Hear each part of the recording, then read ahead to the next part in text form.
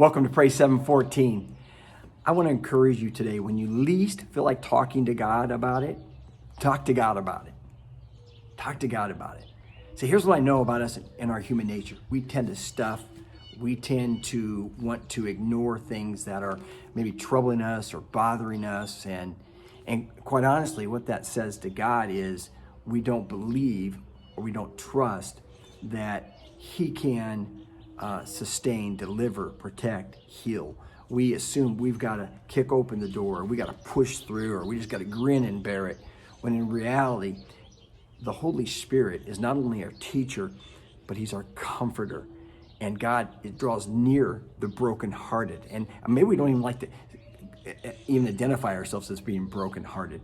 But I think there's great health and great soul care when we're able to connect the dots of what's going on inside us and we grow in our self-awareness. And here, my friend, listen to me for a second. If you think you're super self-aware, that's a good indicator that you're probably not very self-aware, because the more self-aware I become, the more I know I'm not as self-aware as I should be.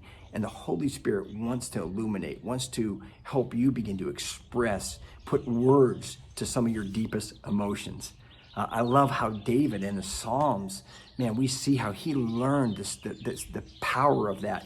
Matter of fact, just one example, Psalms 6, verse 3, David says this, my soul is in great anguish. Oh Lord, how long? How long, oh Lord? I mean, I love that brutal honesty that he has, and he's connecting, the wonkiness or whatever's going on in his life, and he's asking God a question. When you least feel like talking to God about it, whatever it is, talk to God about it. I really believe that when you start growing in your prayer life and unpacking your heart to God, you go to another level of intimacy and vulnerability with Him. And God's attracted to that. I mean, James tells us that when we draw near God, and we're talking getting close to Him, He draws near and close to us.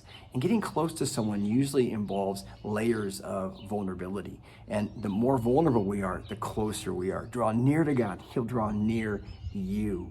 A principle that I try to practice in my life: if I'm going to learn to intercede and carry the weight of a broken world at times for a duration of prayer, not for the whole day, but just during my prayer time, I've learned that I have to unload what I'm personally carrying in my own life.